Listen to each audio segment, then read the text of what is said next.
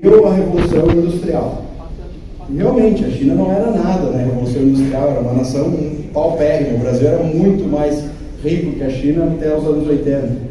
A China perdeu a revolução, a última revolução, que foi a revolução das tecnologias. Essa revolução da internet, da Apple, dessas grandes empresas lá americanas do Vale do Silício. Mas a China não vai perder a revolução da energia.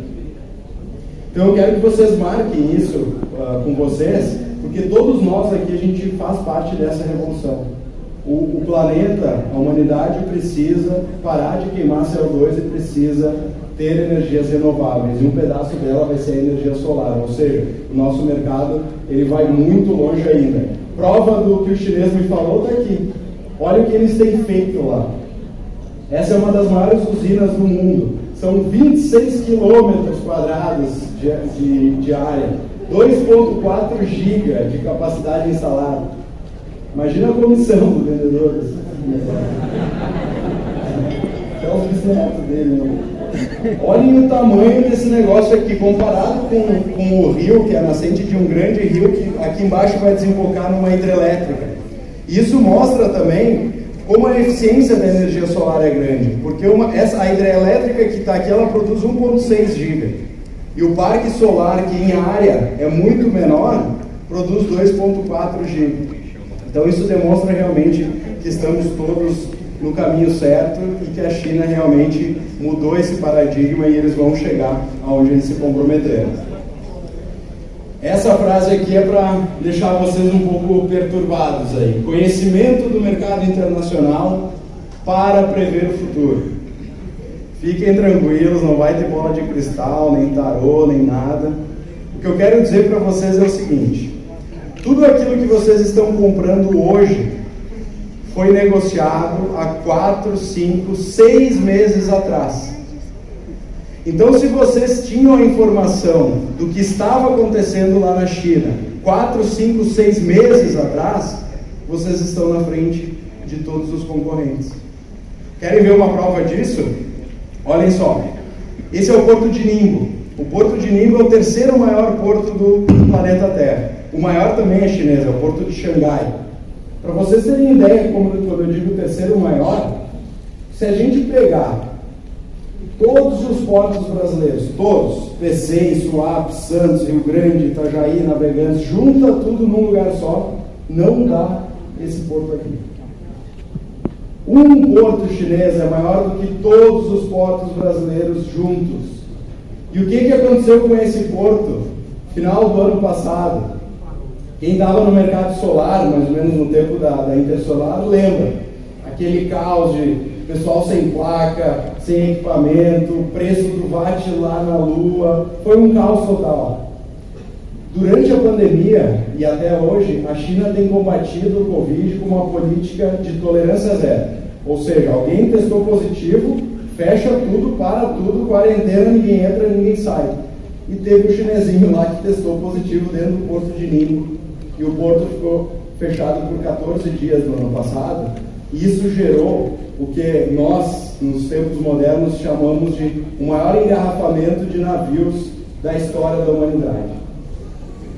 A gente viveu isso há pouquíssimo tempo atrás. Não é à toa que tudo aumentou de preço. Não foi só o preço de painel que aumentou. Vocês sabem, tudo aquilo que é importado aumentou. Porque imaginem o preço do frete, onde é que foi parar. Um porto dessa magnitude parado, ele causa um impacto global. A gente vive a globalização, está tudo conectado. O mesmo navio que saiu lá da China vai parar lá na Europa, que vai vir para o Brasil, que vai pegar uma maçã, uma carne, um frango chinês que vai voltar para os Estados Unidos, e assim vai. Então, um hub desse tamanho parado causou um engarrafamento que até hoje a gente sofre as consequências desse aumento de frete. Então, fiquem atentos nas informações que vêm do mercado internacional. Isso é estratégico para vocês. Por mais que vocês não importem, não tenham esse interesse, fiquem atentos. O que está acontecendo lá na China agora? O que está acontecendo com o frete? Está aumentando ou está subindo? O preço do silício na China aumenta ou sobe? Porque se vocês tiverem a informação sempre na frente, quando ela chegar aqui, vocês vão estar preparados para ela. Vamos olhar para o nosso umbigo agora, né? O Brasil tem se destacado muito, chegamos na top 10 de maiores importadores do mundo no ano passado, então assumimos aí a liderança das nações que mais compram painéis. E não só isso, né? O ano passado chegamos na posição de quarto país que mais instalou energia num único ano. Então o nosso mercado realmente está num pico de aquecimento muito grande. Eu acredito que é só o começo, a gente vai muito longe ainda nesse pico, os números mostram. Se a gente olhar aqui o nosso crescimento, 2015 não era nada, só aqui dá um container de volume de importação. E olhem só o crescimento praticamente exponencial. Tivemos uma leve parada aqui em função da pandemia, mas no ano passado a gente mais que dobrou o número de importações, são mais de 2,4 bilhões de dólares importados. Então todo mundo aqui lembre-se, estamos num mercado multibilionário em dólar. Tem muito dinheiro na mesa, tem muita oportunidade para todo mundo que está aqui. E aí saiu essa notícia agora, semana passada, até coloquei ela a tempo. Esse ano, já no primeiro semestre, a gente já dobrou o primeiro semestre do ano passado. Então, muito provavelmente, até o final do ano, a gente vai ter uns números muito agressivos, de ter um mercado dobrando novamente, como tem acontecido nos últimos 3 anos. Isso mostra toda a força que a gente tem ainda. E de onde vem esses painéis? Botei até em vermelhão aqui para vocês, né? É China, não tem jeito. Então, quando chegarem para vocês com história de painel canadense, painel alemão, é conversa fiada. Aqui é tudo chinês. A empresa pode até ter sede no Canadá, na Alemanha, mas é produzido lá na China. Todo o resto que tem aqui nem aparece, provavelmente é um protótipo, alguma coisa muito específica que é importada de tempos em tempos. E eu vou perguntar para vocês, a empresa de vocês está preparada para importar? Vamos pensar juntos aqui.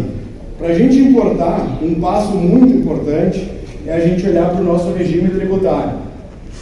Os distribuidores, todos eles, são empresas do lucro real que industrializam os kits para vocês. Então, se vocês pensam em um dia estar importando, vocês vão ter que fazer o mesmo caminho. Então, vocês vão ter que pensar em como estruturar a empresa de vocês para ir para o lucro real, e vocês vão ter que começar a pensar em comprar todos os itens separados, comprar os móveis, comprar os inversores, comprar as estruturas da Pratique, comprar tudo aquilo, juntar e montar o seu kit fotovoltaico. Segundo passo, esse número é muito relativo, tá? Eu botei uma média, por quê? Porque essa é uma média que eu considero salutar, que o balanço da empresa já vai estar mais redondo, que tem uma solidez já de faturamento, porque vai ser muito importante para o passo 3 vocês terem um volume de vendas para ter todos os demonstrativos fortes. Porque para a gente importar, a gente vai ter que ter a licença de importação, a gente vai poder acessar crédito, e essas instituições vão querer olhar para a empresa de vocês e saber que está tudo bem organizadinho, tudo redondo para vocês conseguirem. E como fazer a importação? Esse passo aqui é realmente muito importante. Vocês precisam tomar muito cuidado, porque na importação vocês estão interagindo com empresas internacionais. Então vocês precisam ter um suporte lá fora. Uma empresa, claro, puxa o assado para o meu lado, mas quem vocês escolherem, tenho certeza que a empresa tem estrutura lá fora, vai estar realmente dando todo o suporte para vocês fazer todo o processo. Vou passar todos os passos agora de uma importação. E a gente começa como? Decidindo o que a gente vai importar. Então a gente vai identificar os fornecedores lá na China e, paralelo a isso, a gente vai ter que fazer o que a gente chama de radar. A Receita Federal habilita a empresa de vocês para que vocês tenham essa possibilidade de estar importando pelo próprio CNPJ de vocês. Próximo passo, precisamos ir lá inspecionar essa fábrica que foi escolhida. Saber se a empresa está bem organizada, se está tudo em dia, se eles estão produzindo bem, se está tudo certo, para vocês não cair em nenhuma furada. Depois disso, a empresa, ok, vamos fechar o câmbio. Quando a gente fala em fechar câmbio, é como se vocês fossem fazer um TED lá para o fornecedor, só que é um TED internacional. Então a gente vai lá no banco, vai transformar os reais em dólar e depositar lá na conta do chinês. Normalmente eles pedem 30% do pedido e 70% quando a carga está pronta para ser embarcada. Depois disso a gente vai lá acompanhar a produção, Então a gente paga a entrada, inicia-se a produção, a gente vai ter a certeza de que aquilo que vocês compraram, a placa, naquelas especificações, está sendo feito corretamente, e aí a gente contrata então o frete internacional, o seguro, toda a mercadoria ela vem com seguro da porta do chinês até a porta da empresa de vocês. Realizamos o embarque então desse container lá na China. O navio demora em torno de 40 a 50 dias para chegar aqui no Brasil. Nesse período a gente vai fazer toda a documentação, verificar Inmetro, licença de importação, tudo aquilo que a Receita Federal vai exigir de vocês para quando esse container chegar aqui no porto para liberar ele. Chegando no Brasil, a gente faz então o que a gente chama de DI, a declaração de importação, vai lá na Receita, apresenta os documentos, paga os impostos e tira essa mercadoria do porto para ser entregue por vocês. Então não pulem nenhuma dessas etapas se vocês pensarem em importar, porque todas elas realmente são muito importantes para que tenhamos sucesso numa importação. E quanto custa uma importação? Eu já vi agora os celulares mexendo no bolso, né? Pessoal, é um número bem genérico, para que vocês pelo menos tenham uma ideia. Eu peguei um preço médio dos Tier 1, das empresas que normalmente têm até preços maiores no mercado, e considerei apenas um container para que vocês considerem.